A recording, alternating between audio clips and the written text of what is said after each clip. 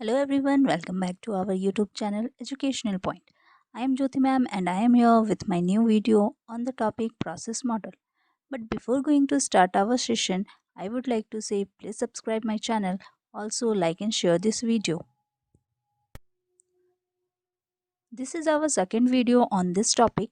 In the previous video, we have already discussed about some process models. You can watch that video from the playlist of our channel. Now let's start this session and see what models we are going to study today.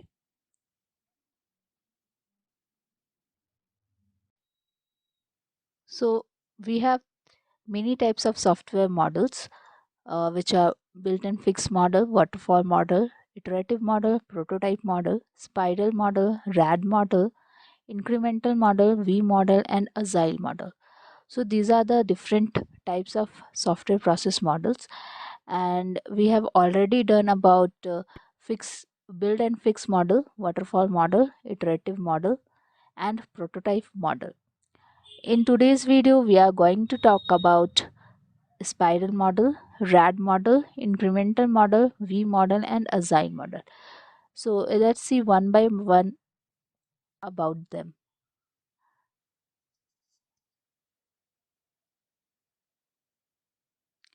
First we will talk about spiral model. Let's see what is spiral model and how it's work. This model can be considered as the model which combines the strengths of various other models. So spiral model एक ऐसा model है जिसमें कि बहुत सारे other models का strength को इस्तेमाल किया गया है. Conventional software development processes do not take uncertainties into account. Important software projects have failed because of unforeseen risks. जैसे कि हम लोग जानते ही हैं कि सॉफ्टवेयर डेवलपमेंट में ऐसे बहुत सारे अनफोर्सिन रिस्क आते हैं जिनको कि सॉल्व करना ज़रूरी होता है. अगर वो सॉल्व ना किया जाए तो डेवलपमेंट प्रोसेस जो है वो फेल हो जाता है. तो उन सारे प्रॉब्लम्स को रिमूव करने के लिए ही स्पाइरल मॉडल को यूज़ किया जाता है. The other models view the software process as a linear activity, whereas this model considers it as a spiral process. This is made by representing the iterative development cycle as an expanding spiral. जैसे कि हम लोगों ने previous सारे models को देखा कि वो लीनियर एक्टिविटीज़ को रिप्रेजेंट करते हैं, जबकि यहाँ स्पाइरल मॉडल में वो सारे एक्टिविटीज़ जो है वो स्पाइरल प्रोसेस में रिप्रेजेंट किया जाएगा. तो जो भी इटरेटिव डेवलपमेंट साइकिल्स हैं उनको जब हम एक्सपैंडिंग स्पाइरल में रिप्रेजेंट करें तो वो हमारा स्पाइरल मॉडल कहलाएगा. The following are the primary activities in this model: finalizing objective, risk analysis, development and planning. तो these are the 4 primary activities जो कि इस मॉडल में किया जाता है.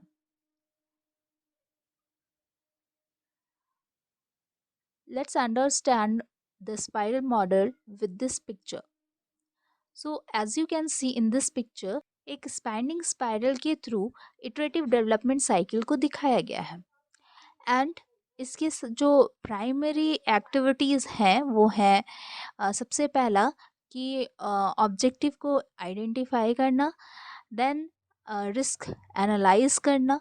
रिस्क एनालिसिस में आप देख सकते हो कि बहुत सारा स्टेप्स लिया जाता है, जैसे risk management and prototypes management. तो ये सारा कुछ एनालिसिस करना, इवैल्यूएशन करना. देन आफ्टर प्रोडक्ट डेवलपमेंट में भी बहुत सारा टेस्ट या एक्टिविटीज़ जो है वो किया जाता है, लाइक डिज़ाइनिंग हो गया, कोड हो गया, इंटीग्रेशन हो गया, टेस्ट हो गया एंड इम्प्लीमेंटेशन. तो these are the product development phase जहाँ पे आपका बहुत सारा प्राइमरी एक्टिविटीज़ जो है वो किया जाता है. आफ्टर दैट प्लानिंग आता है जिसमें कि हम नेक्स्ट फेज की प्लानिंग करते हैं. तो आप देख सकते हो कि स्पाइरल मॉडल में डेवलपमेंट प्रोसेस करना थोड़ा इजी भी होता है, प्लस इसमें हम लोग एक्सपैंडली सारे प्रोसेसेस को कर पाते हैं.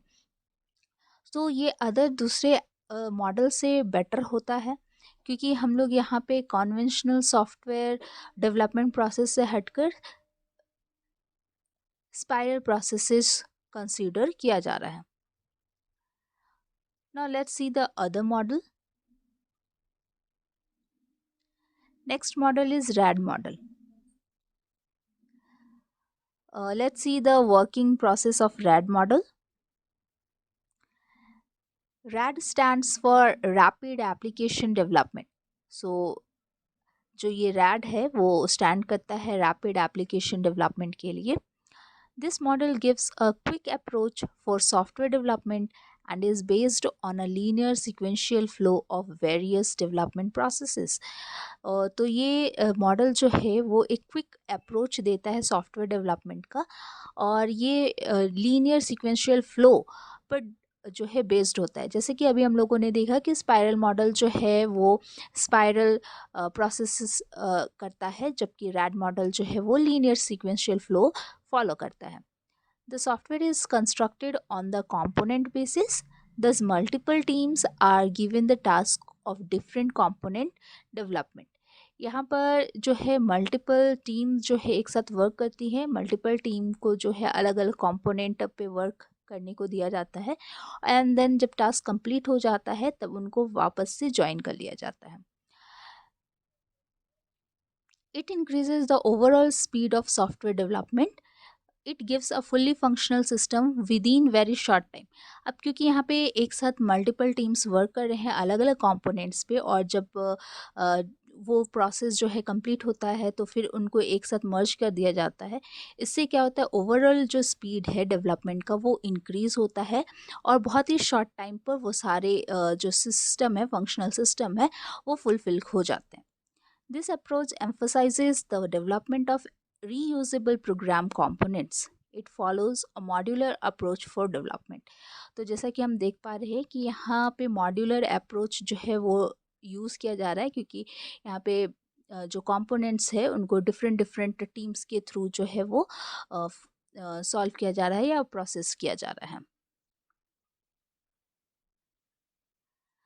You can understand RAD model with this picture.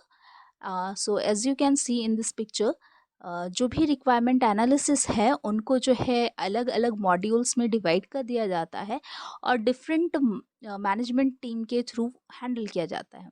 और जब वो सारे प्रोसेसेस जो है अलग अलग मॉड्यूल्स में सॉल्व हो जाते हैं या प्रोसेस्ड हो जाते हैं, उनको बाद में डिप्लॉयमेंट स्टेज पे एक साथ कंबाइन कर दिया जाता है या मर्ज कर दिया जाता है, जिसके कारण जो है स्पीड जो है बहुत ही ज़्यादा, प्रोसेस स्पीड जो है वो इंक्रीज़ होता है, और बहुत ही शॉर्ट टाइम पर हमारा जो भी फंक्शनल सिस्टम है वो कंप्लीट हो जाता है. सो हम कह सकते हैं रैड मॉडल भी जो है वो बहुत ही अच्छे तरीके से वर्क करता है, शॉर्ट टाइम पर आपको अच्छा रिजल्ट देता है. Now let's see the next model. Next model is incremental model. Let's see the working process of incremental model. The incremental build model is a method of software development where the model is designed, implemented, and tested incrementally until the product is finished.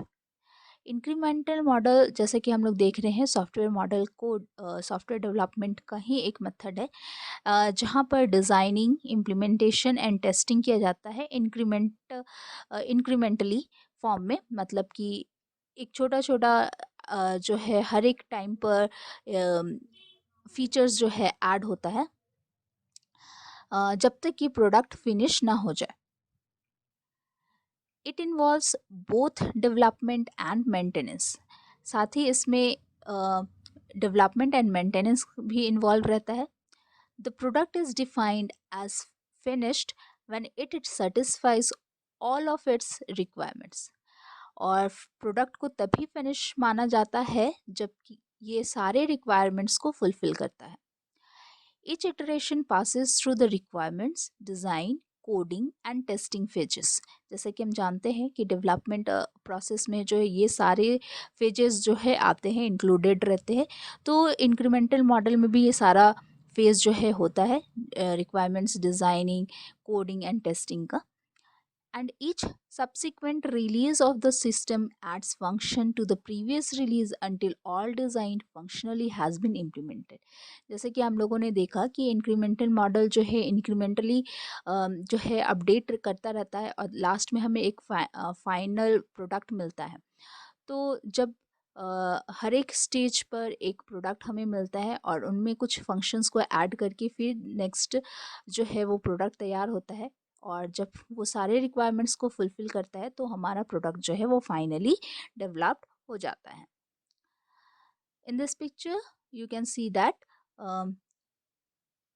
in the first increment analysis design code and testing were done. ये सारे stages आपको दिख रहे हैं कि product development में होता है। तो इसमें हमारा फर्स्ट प्रोडक्ट जो है वो डेवलप होता है। देन ये इसमें कुछ अनदर जो है फंक्शंस ऐड करके उसको बेटर बनाया जाता है, एंड वापस से सेकेंड स्टेज में वापस से सेकेंड टर्न में analysis design code and test किया जाता है और उससे फिर वापस से हमें एक दूसरा प्रोडक्ट मिलता है जो कि मोर पावरफुल होता है। एंड देन उसको उसमें अगर मान लेते हैं कि उसमें फिर से कुछ इंक्रीमेंट करना है, तो उस फाइनलाइज्ड जो फाइनल प्रोडक्ट है उसमें उसको वापस से इंक्रीमेंटली ट्रीट किया जाता है, एंड देन वापस analysis design code and test करके एक फाइनल प्रोडक्ट जो है तैयार किया जाता है। अब अगर ये फाइनल प्रोडक्ट उन सारे रिक्वायरमेंट्स को फुलफ़िल कर रहा है जो इनिशियली हमें चाहिए था, तब ये बोल सकते हैं कि हमारा जो प्रोडक्ट है वो तैयार है और फिर इसको इन यूज़ लाया जाता है। तो this is the incremental model.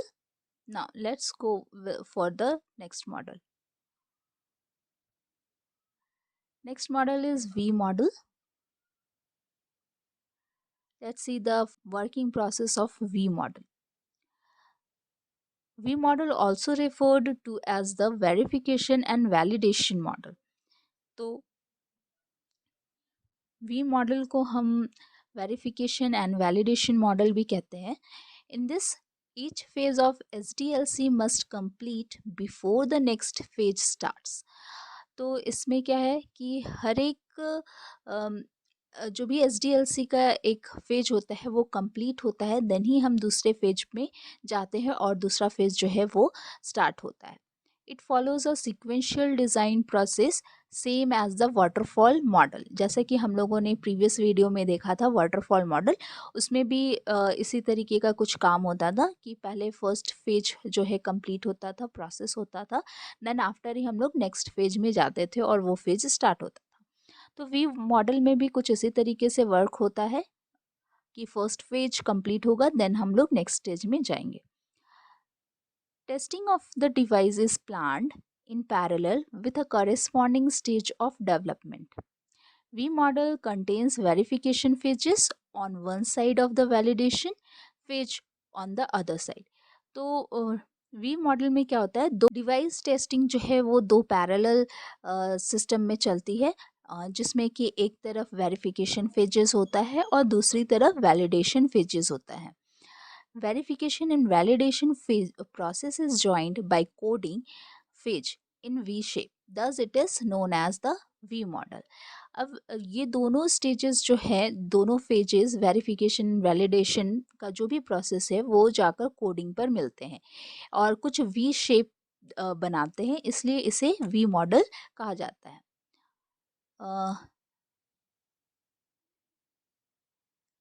So this can be easily understand by the this picture.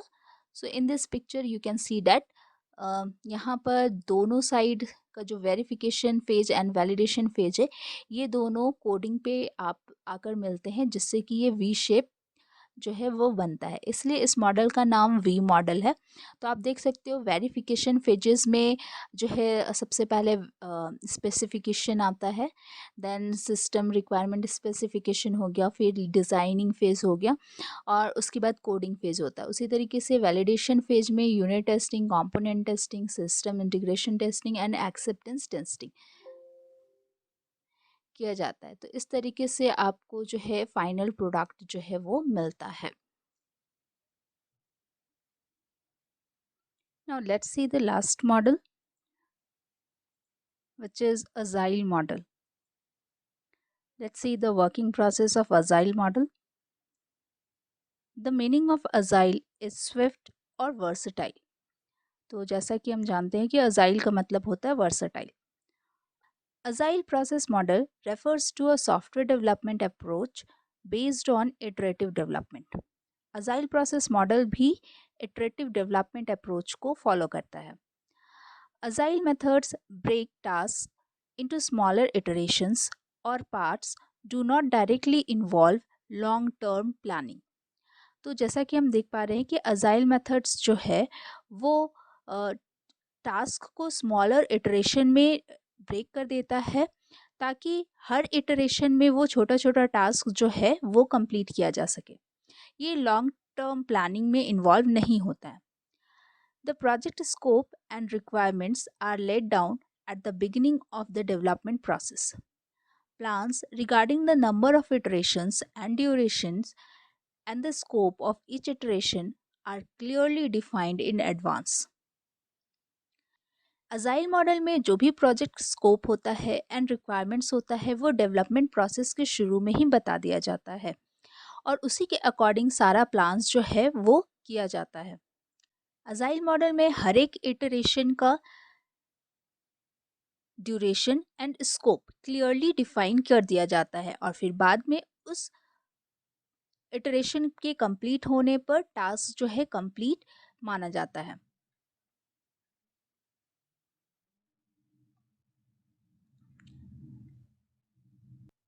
Let's understand this with this is the agile development methodology.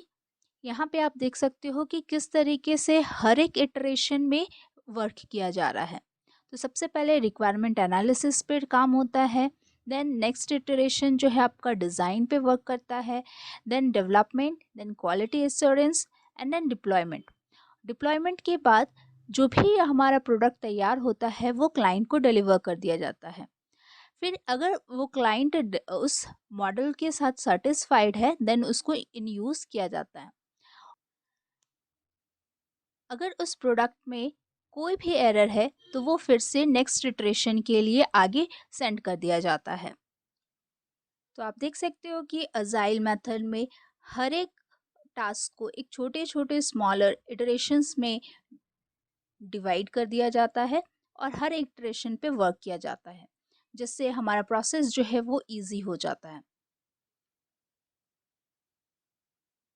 तो आज हम लोगों ने सारे मॉडल्स की बात कर ली है. Thanks for watching this video. Please subscribe our channel and press the bell icon for further updates.